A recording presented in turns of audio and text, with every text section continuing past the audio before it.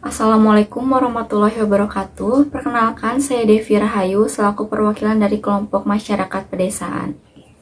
Sebelumnya kami mengucapkan terima kasih kepada Ibu Kiki selaku dosen pengampu dari mata kuliah Sosiologi dan Antropologi yang telah memberikan kesempatan kepada kami untuk mempresentasikan materi tentang masyarakat pedesaan. Saya di sini bersama rekan-rekan saya yaitu Rindy Ayu Fitara dan Agung Firmansyah akan mempresentasikan materi tentang masyarakat pedesaan. Langsung saja kita memulai untuk pembahasan yang pertama. Di sini saya akan menjelaskan mengenai definisi masyarakat pedesaan. Menurut Sutarjo Hardikusuma, desa merupakan suatu kegiatan hukum di mana bertempat tinggal suatu masyarakat pemerintahan tersendiri. Max Weber juga menjelaskan hal tersebut dengan pengertian masyarakat sebagai suatu struktur atau aksi yang pada pokoknya ditentukan oleh harapan atau nilai yang dominan pada warganya. Masyarakat desa merupakan kelompok manusia atau individu yang secara bersama-sama tinggal di suatu tempat dan saling berhubungan. Nah, biasanya di dalam masyarakat desa itu akan terjadi suatu interaksi yang dilakukan secara teratur atau terstruktur. Dilansir dari Encyclopedia Britannica, desa merupakan kelompok atau komunitas yang tidak padat oleh penduduk, dengan kegiatan ekonomi berupa hasil pangan seperti bahan mentah lainnya. Sedangkan menurut Undang-Undang Nomor 6 Tahun 2014 tentang desa menjelaskan bahwa desa merupakan kesatuan masyarakat hukum yang mempunyai batas wilayah yang berwenang untuk mengatur dan mengurus kepentingan masyarakat setempat. Selanjutnya ada karakteristik masyarakat pedesaan. Nah, secara umum dalam kehidupan masyarakat di pedesaan dapat dilihat beberapa karakteristik yang dimiliki, sebagaimana yang telah dikemukakan oleh Rouchek dan Warren pada tahun 1995 sebagai berikut. Yang pertama itu mereka memiliki sifat yang homogen dalam hal mata pencarian, nilai-nilai budaya, sikap, dan tingkah laku. Yang kedua, kehidupan di desa lebih menekankan keterlibatan anggota keluarga dalam kegiatan pertanian untuk memenuhi kebutuhan sehari-hari, kebutuhan ekonomi rumah tangga. Keluarga juga berperan sebagai pengambil keputusan yang final dalam memecahkan persoalan. Yang ketiga yaitu faktor geografis sangat berpengaruh terhadap kehidupan bermasyarakat. Misalnya, ada keterkaitan anggota masyarakat dengan tanah atau desa kelahirannya. Yang terakhir yaitu hubungan sesama anggota keluarga masyarakat lebih intim dan jumlah anak pada keluarga pun lebih banyak. Rogers dan kawan-kawan pada tahun 1969 juga mengemukakan tentang masyarakat pedesaan. Namun Rogers ini lebih menjelaskannya dari sisi petaninya, yaitu adanya rasa ketidakpercayaan timbal balik antara petani dengan yang lainnya. Nah, hal ini tuh bisa terjadi ya karena untuk memenuhi kebutuhan hidup sesama anggota komunitasnya itu saling berebut untuk mendapatkan sumber-sumber ekonomi yang terbatas. Nah, yang kedua, ada pandangan yang sempit di kalangan para petani. Jadi hal ini tuh dapat dilihat dari ungkapan-ungkapan masyarakat yang memiliki latar belakang budaya yang berbeda. Misalnya kayak Jawa mengungkapkan bahwa lakume wong urip gumantung nasibe dewe-dewe, yang artinya itu orang hidup itu tergantung nasibnya masing-masing. Yang ketiga, ada ketergantungan dan curiga terhadap pemerintah. Hubungan antar petani dan pemerintah itu kurang harmonis bila pemerintah memperlihatkan gaya kepemimpinan yang otoriter. Dengan demikian tidak ada keterbukaan dan kebebasan untuk menentukan pilihan, menimbulkan rasa curiga terhadap pemerintah. Selanjutnya ada familisme. Familisme itu ada rasa kekeluargaan dan keakraban di antara orang-orang yang memiliki kekerabatan. Yang selanjutnya ada rasa enggan untuk menerima atau menciptakan ide-ide baru.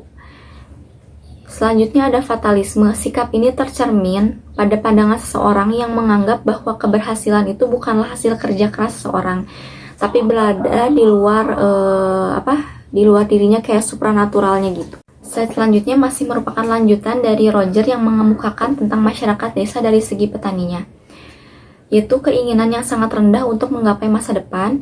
Yang selanjutnya kekurangan atau ketiadaan sifat untuk dapat mengekang diri dan mengorbankan kenikmatan sekarang demi pencapaian keuntungan yang lebih besar di masa depan. Selanjutnya ada pandangan terbatas dengan dunia luar. Dan yang terakhir yaitu memiliki derajat empati yang rendah.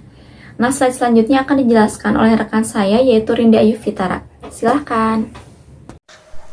Tipologi masyarakat. Tipologi masyarakat tentang masyarakat desa dapat ditinjau dari berbagai segi Jeffra 1995, yaitu dari segi kegiatan pokok, dari segi pola pemukiman, dari segi perkembangan masyarakat. Dari segi kegiatan pokok untuk memenuhi kebutuhan sehari-hari. Konsep daerah hukum adat. Van Vollenhoven menjadi dua karakteria pokok, yaitu satu, kultur. Aturan-aturan adat merupakan aturan pribumi menyangkut kehidupan bermasyarakat pemerintah desa mengenai tanah, kehidupan ekonomi rakyat, dan hubungan kekeluargaan. Dua, lingkungan geografis. Konsep daerah hukum adat sama dengan kultur. Area dari Van Boys yang mengandung subjektivitas yang kuat sehingga klarifikasinya bervariasi dengan penekanan unsur-unsur budaya. Koncara Ningrat membagi tipe menjadi 4. Pertama, masyarakat yang hidup di desa-desa terpencil. Struktur sosial sangat sederhana, berkebun ubi dan keladi yang 17 dikombinasikan berburu dan meramu. Kedua, masyarakat hidup berhubungan dengan kota-kota kecil yang dibangun kolonial Belanda. Struktur sosial sudah agak kompleks, bercocok tanam padi di ladang dan sawah. Ketiga, masyarakat agak yang hidup bercocok tanam padi di sawah ladang. Struktur sosial sudah agak kompleks, punya hubungan yang kota-kota kecil yang pernah menjadi pusat pemerintahan kolonial Belanda dan mendapat pengaruh yang kuat oleh Islam, misalnya Aceh, Minangkabau, Makassar. Keempat, bercocok tanam padi di sawah. Struktur sosial agak kompleks, mempunyai hubungan dengan kota-kota bekas, pusat kerajaan, pribumi, dan administrasi kolonial Belanda. Yaitu konsep jenis mata pencaharian hidup. Ave meletakkan aspek produksi atau cara berproduksi dalam mengklasifikasikan masyarakat Indonesia. Ia mengutamakan aspek ini pada mata pencaharian hidup.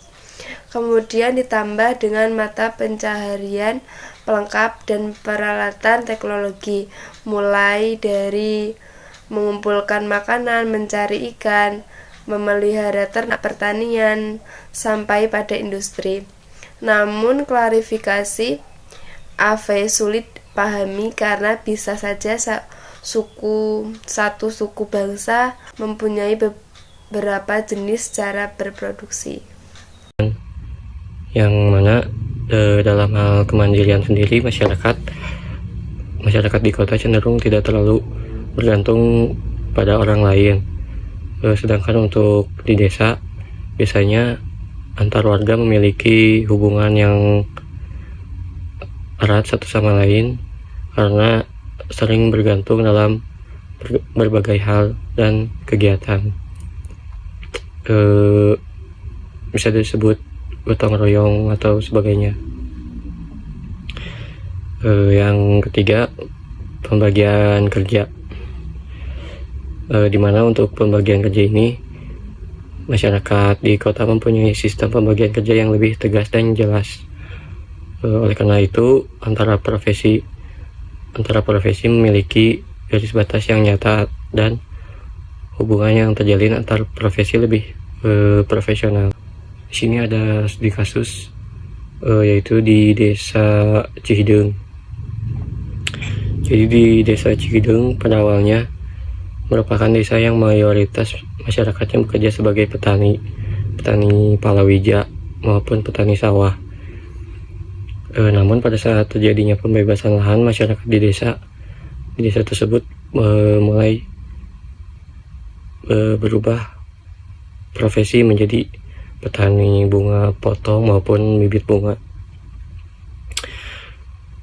Mulai saat itulah awal desa Cihideng dinobatkan sebagai desa agrowisata. Pembangunan berbagai macam objek pariwisata serta sarana pendukungnya menyebabkan terjadinya perubahan sosial, budaya pada masyarakat di desa tersebut. Berikutnya ada perubahan yang dapat diidentifikasi melalui beberapa hal. Di antaranya ada berkurangnya lahan pertanian karena banyak dibangun objek pariwisata, meningkatnya jumlah penduduk karena banyaknya pendatang, mata pencaharian menjadi heterogen karena mulai banyak lapangan pekerjaan non pertanian, meningkatnya tingkat pendidikan karena tersedianya kualitas dan kuantitas sekolah di desa Cihideng, serta para orang tua sudah menyekolahkan anaknya untuk bisa mendapatkan pekerjaan. Berkembangnya teknologi modern yang membantu kegiatan masyarakat desa, telepon genggam, handphone, laptop, komputer, dan jaringan internet. Berkurangnya interaksi sosial, memudahnya solidaritas sosial karena adanya pendatang serta wisatawan, meningkatnya eksistensi kesenian tradisional karena didukung oleh pemerintah dan objek pariwisata di desa tersebut. Lembaga kemasyarakatan yang mulai berkembang dikarenakan meningkatnya jumlah penduduk, meningkatnya pemahaman akan pendidikan sehingga sumber daya manusia yang berkualitas serta bantuan dari objek pariwisata. Dan yang terakhir, sistem pemerintahan berubah mengikuti perubahan yang dilakukan oleh pemerintah pusat. Ada strategi dalam pembangunan daerah, pembangunan desa. Di dalam menunjang pembangunan daerah, keterlibatan masyarakat desa mutlak diperlukan dari mulai tahap awal, yaitu perencanaan, pelaksanaan, pemantauan, sampai dengan evaluasi. Upaya pemberdayaan masyarakat desa harus dilakukan dengan pendekatan bottom up. Metode yang sesuai dengan prinsip pendekatan ini yang sekarang banyak digunakan dalam program pemberdayaan masyarakat desa adalah PRA atau PRA, yaitu Participatory Rural Appraisal,